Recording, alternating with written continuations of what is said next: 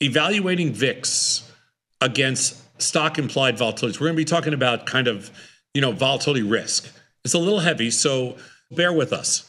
The VIX is also known as the fear index, which is fair. The VIX measures fear. The cool thing about trading is the only place in the world where you can really, in a real-time marketplace, you can measure fear. People say, well, there's other things like fear indexes because, isn't every kind of insurance essentially a fear index? And the reality is, sure, you can argue that all insurance is a fear index, or all insurance is measured off of fear. The reality is you can't tell because it's not a two-sided market if it's a fair price. The VIX, on the other hand, is a two-sided market. So you can buy it or sell it. So it's a fair price. As a fear index, it's actually real, because it's tradable. So at tastylive, we generally view high VIX as a good reason to deploy more capital to short premium positions. So how do other stocks' implied volatilities respond to changes, increases, or decreases in volatility? So we did a study and we looked at a bunch of different stuff: SPY, Apple, Amazon, AMD, AVGO, GLD, Meta. You can read the list: NVIDIA, Tesla, BABA, Cron, Diamonds, Boeing, EM, and AA. Just a hodgepodge of names, right? We calculated the implied volatility of the SPY, which is essentially, the SPY is the S&P 500, the VIX is the volatility of the S&P 500. And then we looked at the volatilities of all the other stocks for the last essentially 3 years, January of 21 to May of 24, because that's a lot of calculations. We computed the average percent of the implied volatilities of each stock over time, excluding the implied volatility of the SPY, which is again the VIX. And we compared the percent change of implied volatility of the other stocks to the change of the VIX to basically help people figure out how do I reduce risk? What's the best and most effective method to reduce risk? So before analyzing what happens if the VIX increases or decreases compared to the other stocks and their implied volatilities, let's first see the behaviors and trends of the VIX and the implied volatility of the stocks through 2024. You're going to see here, you can see the VIX is in yellow, and you can see the implied volatility. Now, the VIX being a broad-based index, and I would rule Cron out of this. They just wanted something in there that's really... They wanted an extreme in there for you. Yeah, they just wanted an extreme. Line. And when you look at all the other stocks in there, you can kind of see that the VIX is, you argue somewhere in the middle, maybe middle to lower half, but they wanted some stocks below the VIX, some stocks above the VIX. And you would think that in most cases, a broad-based index would actually be among the lowest there, which it's not. Sure, because it's made up of a bunch of different stocks. So yeah. You would always get the lowest implied volatility. Exactly. Let's go to the next slide. So the average of VIX and the average implied volatilities of the other stocks have a strong positive correlation. Of course, because when volatility goes up everywhere. Doesn't have to be exactly the same, but that's the way things work. That means that generally from 2021, for the last 3 years, if the VIX increases or decreases, the implied volatilities of other stocks will follow suit. I don't think that would surprise anybody. A positive correlation indicates that there is a general sentiment of increased market uncertainty and volatility. That's when the VIX obviously goes higher. The only thing you're going to see that's a little bit different would be commodities. Because if you took commodity prices, they kind of march to the beat of their own drummer.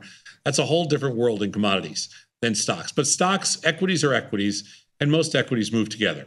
Not perfectly, but they move together. Evaluating VIX against stocks implied volatilities. Okay, evaluating VIX against stock implied volatilities. So we decided to talk about the range of change in the VIX. The average change, the first column is the average percent change of VIX values, and the second is the average percent change in implied volatility of the other stocks. Now, there is something that is, as you start to see this, you're going to see that's very noticeable. A 10% shift is a significant move. So the average percent change of the VIX, if the average percent change of the VIX values increase, the average percent change of the other stocks also increase. Now, remember, the VIX is kind of a low number. It's like, where is it now? It's 12. So you're going to get a bigger percent change. It's a lower number to start with, so you're going to get a bigger percent change. The average percent change in the implied volatility of other stocks doesn't increase as much as the average percent change of the VIX. We're going to answer the question of why, but one of the reasons is also the VIX is a lower starting point. You're also going to see, as we show you next slide, that stocks that have higher implied volatilities to start with aren't going to jump up as much. But the stocks that have the lowest implied volatilities have the lowest risk. I'm sorry, the stocks that have the lowest implied volatilities are going to have the most risk to a volatility expansion. So when you sell something, when the vol's really cheap, that's why Tony and I are like, we'll look at a stock like Apple, and when the volatility gets down to like 20%, we're like, you know what? There's not a great risk reward in selling premium in Apple with a 20% vol, because if there's an increase in vol, we're going to get run over. I'd rather sell premium in Apple when the volatility is 45%, because if there's an increase in vol, it's only going to 50. Right. So small move relative. Since 2021, the average VIX is approximately 45% of the implied volatility of other stocks as a general average. So I thought this was really interesting, because when we think about, like in this case, the average price of the VIX, because the VIX was high in all of 2022, this is a little bit skewed, but the average price of the VIX since 2021 is just about 2020. And the average of implied volatility of all the other stocks since then that we showed on this list was almost 45. Okay. And that gives you good context, because the VIX is usually about half of what most of the other stocks that we trade. Now, right now, the VIX is 12 and change. And so that's about half. Most stocks we're trading are 25. But when we trading stocks, about monthly implied volatility is 25, right? Right. But when we're trading stocks with a monthly implied volatility of 25, just so everybody's clear, there's a crap load of risk that volatility could expand. That's why we're very reluctant to do things unless the IV rank is super high. And that's why it's hard to find stocks with higher implied volatility also. What this means is that if the implied volatility of other stocks are already high compared to the VIX, that's why when it increases, it doesn't make as much of a big move as VIX.